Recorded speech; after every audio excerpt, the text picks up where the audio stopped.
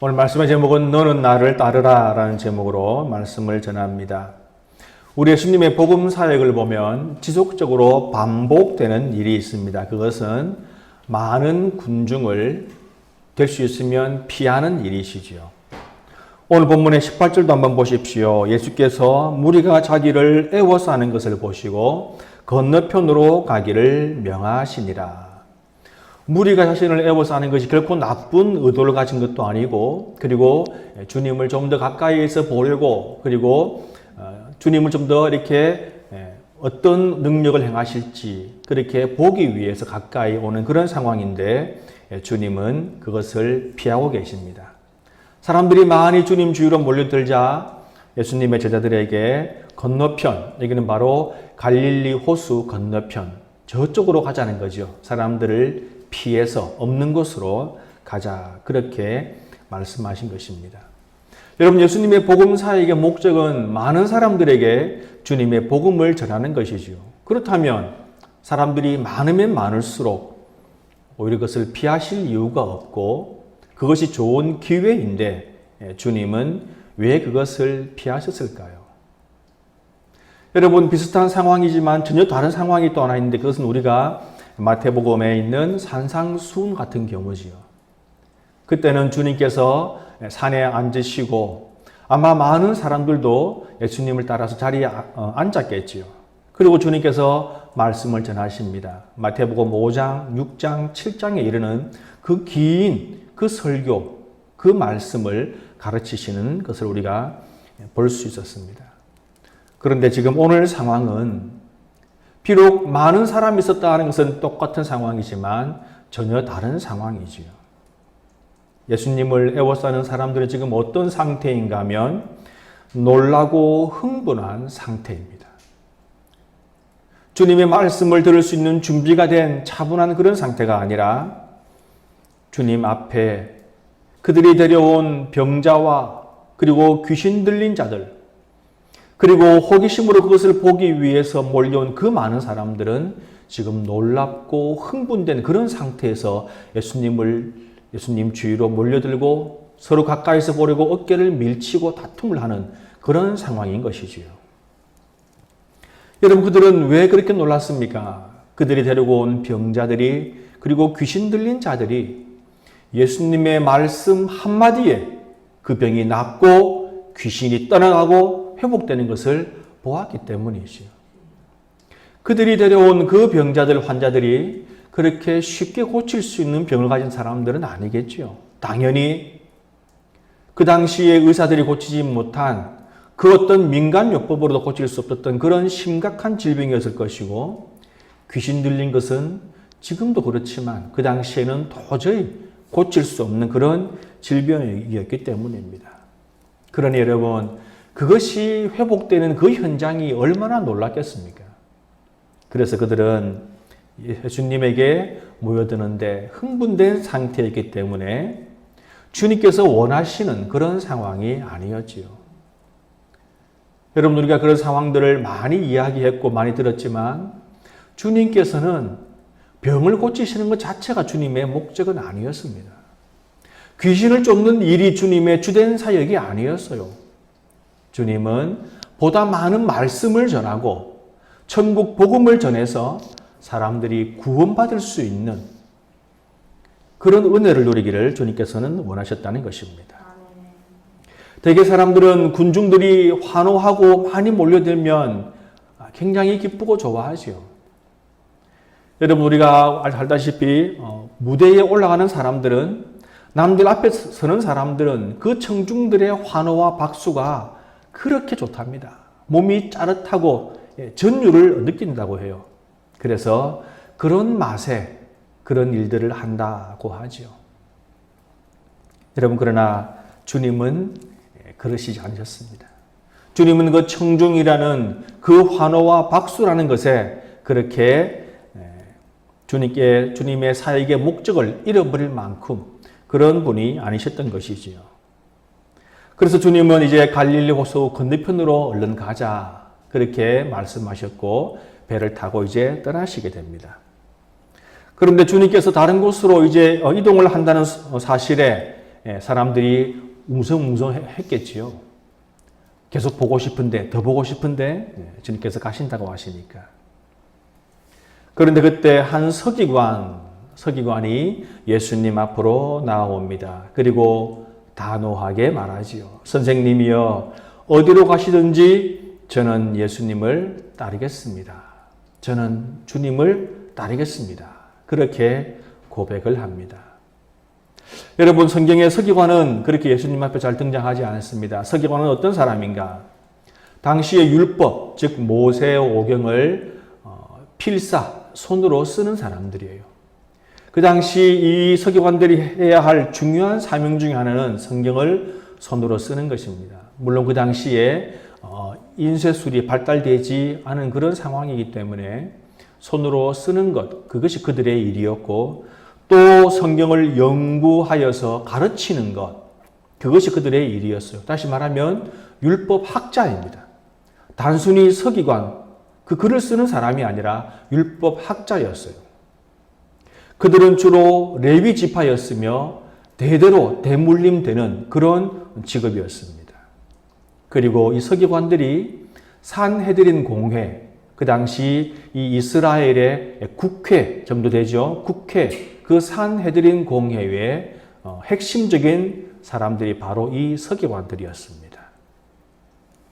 여러분, 그 말은 이 서기관이라는 것은 그 당시 이스라엘의 고위층, 즉 상류층의 사람들이었다는 것이지요. 당연히 재산도 많고 학식도 많고 그리고 권력도 있고 명예도 있고 바로 그런 사람들이었다는 것입니다.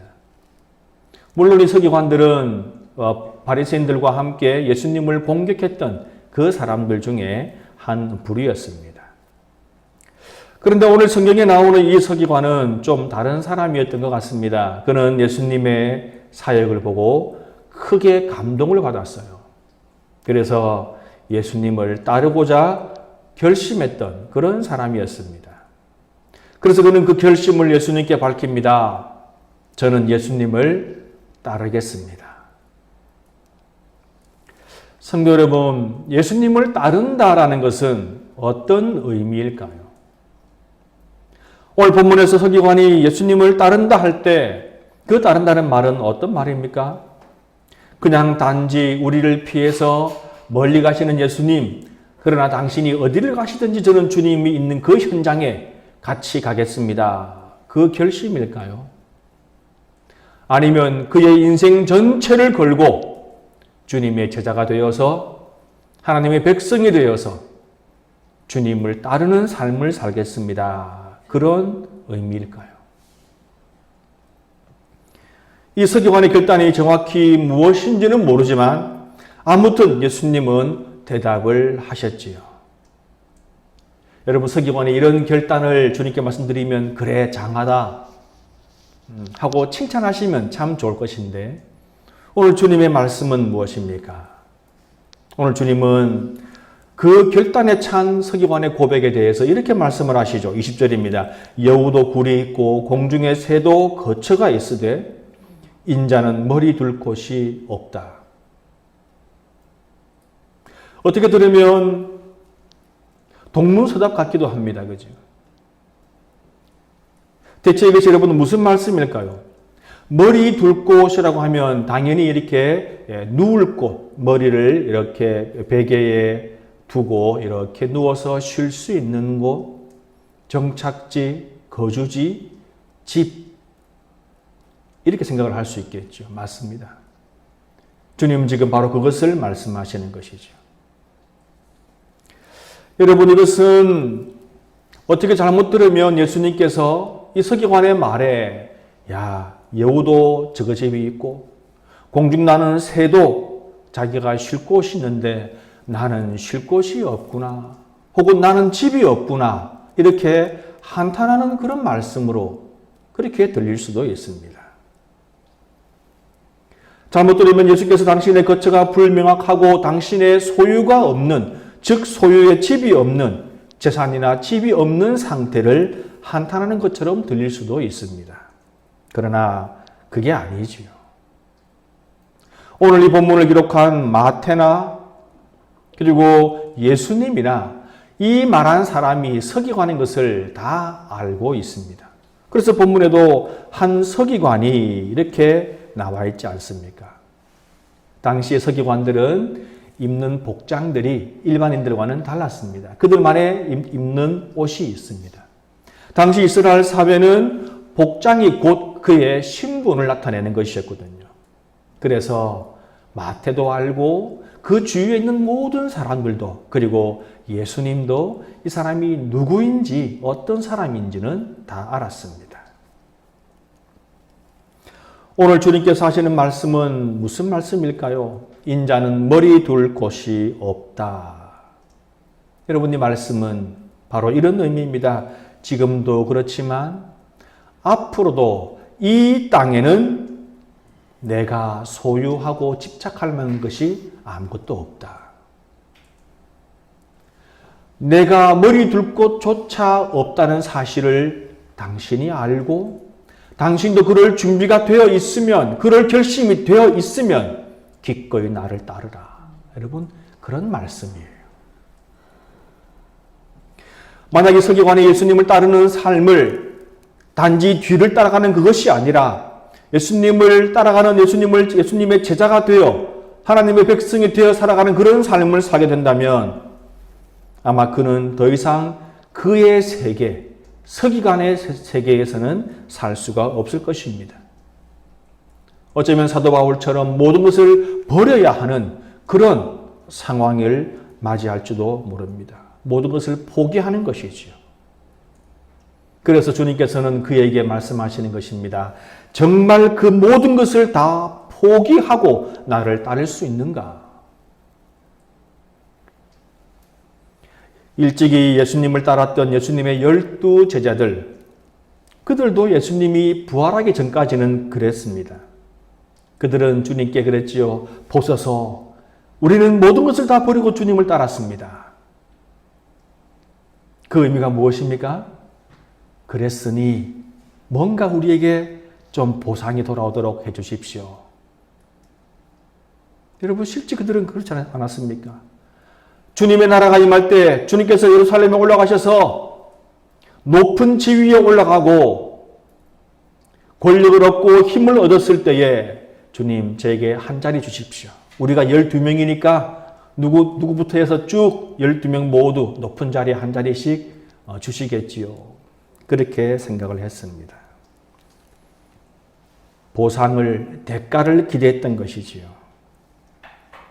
여러분, 그런데 그런 것이 아니었다는 것을 가장 먼저 눈치를 채고 배신한 사람이 바로 누굽니까? 가룟 유다예요. 눈치가 비상했습니다. 가만히 보니까 예루살렘에 올라가긴 가는데 많은 사람들이 환호하긴 하는데 예수님의 눈치를 보니까 그게 아니거든요. 아, 뭔가 잘못되었구나. 우리가 잘못 생각했구나. 여러분, 그러나 예수님의 말씀에 따르면 무슨 말씀인가 하면 이 땅에는 우리가 기대할 것이 없다는 것이에요. 예수님의 복음은 여러분 이 땅의 삶을 말하는 것이 아닙니다. 여러분, 주님은 늘 어떤 것을 말씀하셨습니까? 이 땅에서의 삶 가운데 임하는 하나님의 나라, 그리고 앞으로 다가올 하나님의 나라, 우리가 가야 할 하나님의 나라에 대해서 늘 말씀하셨지 이 땅에서의 삶에 대해서 말씀하시지 않았습니다. 잠시 있을 이 땅에 희망을 거는 것이 아니라 영원한 저 하늘나라에 대해서 우리의 소망을 거기에 두기를 주님은 바라셨던 것이지요. 여러분, 예수님의 모든 사역이 실현될 곳, 완성되는 곳은 바로 저 하늘나라입니다. 이 땅에서 부와 명예와 권력을 얻는 것과는 전혀 거리가 먼 것이지요. 그래서 여러분, 예수님을 따르는 것에는 반드시 포기가 있어야 합니다. 포기 없는 그리스도인은 없습니다. 내가 가지고 싶은 것, 내가 하고 싶은 것 전부 다 하는 그리스도인은 아무도 없어요. 누가 잘 버리나 거기에 따라서 얼마나 좋은 그리스도인이 되는가, 그것이 여러분 결정이 됩니다. 사도 바울은 모든 것을 버렸습니다. 어떻게 해요? 배설물처럼. 그러나 가룟 유다는 예수님을 버리고 그 손에 무엇을 쥐었습니까? 은 30을 쥐었지요. 못 버린 것입니다. 주님의 복음 사역을 제대로 이해하지 못한 거예요. 여러분, 우리는 어떻습니까? 우리도 주님을 따르려면, 그리스도인으로 살려고 하면 포기해야 하는 것이 있습니다. 어떤 사람은 많은 것을 포기하는 반면 어떤 사람들은 그것을 절대 포기하지 못해서 예수님을 따르는 것을 그만두는 사람도 있는 것입니다. 하나님을 믿는 대신 우리가 했어야 하는 것을 우리가 생각해 보십시오. 생각 밖으로 많지요? 여러분, 내가 그리스도인으로 살기 위해서 내가 포기해야 하는 것, 여러분, 생각 밖으로 많습니다. 당장 보십시오. 휴일 아침에 좀 편하게, 좀 이 휴일 오전에 편하게 잠을 자고 푹 쉬고 싶은데 일어나야 되잖아요. 일주일 동안의 그 피곤했던 그 피로를 풀고 싶은데 주일날 교회에 와야 되잖아요. 달콤한 잠도 포기하고 즐기는 취미생활도 포기하고 어쩌면 대인관계도 포기해야 합니다. 때로 직장에서 승진도 포기해야 할지도 모릅니다. 경제적인 어려움도 물론 포기해야 할 때가 있죠. 손해를 감수하는 겁니다. 우리 사랑하는 성도 여러분, 그러나 그것을 아쉬워하지 마십시오. 우리가 포기한 그 모든 것들은 저 천국에서 상급이라는 이름으로 다 우리가 보상받을 것이기 때문입니다. 아멘. 자, 그런데 이 시점에서 또 한 사람이 등장합니다. 그 사람은 예수님의 12제자는 아니지만 늘 예수님과 함께 했던 사람이기 때문에 그를 제자 이렇게 부르지요. 주님께서 제자 중에 한 사람이 이르되, 우리 주님께서 그렇게 말씀하시고 있는데 어떤 한 제자가 주님께 나와서 지금 배를 타고 출발하려고 하는데 자기는 함께 하지 못한다. 그것을 주님께 말씀을 드리고 있습니다. 그 사람이 예수님께 청을 드립니다. 본문의 21절이지요. 주여, 내가 먼저 가서 내 아버지를 장사하게 허락하옵소서. 아마 이 본문으로 미루어서 아마 그의 아버지가 질병으로 인해서 혹은 노환으로 인해서 곧 세상을 떠날 것 같은 그런 상태인 것 같습니다. 그래서 주님께 양해를 구하는 거죠. 제가 먼저 가서 집의 가정의 상황을 돌아보고 아버지가 돌아가시면 아버지의 장례를 치르고 주님을 따르겠습니다. 여러분, 이렇게 요청한 것입니다. 이 요청은 당연한 것이죠. 그리고 자식된 도리를 먼저 하는 것이 당연해 보입니다. 그런데 주님께서는 어떻게 말씀하십니까? 본문의 22절에 말씀을 하시죠. 예수께서 이르시되 죽은 자들이 그들의 죽은 자들을 장사하게 하고 너는 나를 따르라. 어떻게 들으면 좀 섬뜩한 말씀을 하시죠. 죽은 자들에게 죽은 자를 장례하게 하라. 여러분, 우리가 주님의 말씀을 잘못 이해하면 이 제자가 아버지의 장례를 위해서 가는 것을 못 가게 막는 것처럼 그렇게 보입니다. 그러나 우리는 늘 주님의 말씀을 잘 보아야 합니다. 주님께서 뭐라 말씀하십니까? 죽은 자들이 그들의 죽은 자들을 장사하게 하고, 다시 말하면 지금 이 제자의 아버지를 두고 하는 말씀이 아닌 것이죠. 바로 일반적인 고도 상징적인 말씀을 하시는 것입니다. 여러분, 우리 예수님은 이 인간들의 인간사, 즉 세상사를 거부하거나 부인하시는 분이 아니십니다. 우리 주님은 결혼식에도 가시고 장례식에도 가시지요. 결혼식에 가서는 그 혼주와 그 축가객들을 위해서 물을 포도주로 만드시는 분이시고, 장례식에 가서는 그 슬퍼하는 사람들을 보시고 너무도 애처로운 나머지, 그리고 슬픔을 이기지 못하셔서 우는 분이 바로 여러분 우리 주님이십니다. 오늘 본문의 22절에 여기서 죽은 자들은 바로 누구인가? 다시 말하면 영적으로 죽은 자들입니다. 주님께서 이제 이 말씀을 통해서 두 세계로 구분하시는 거예요.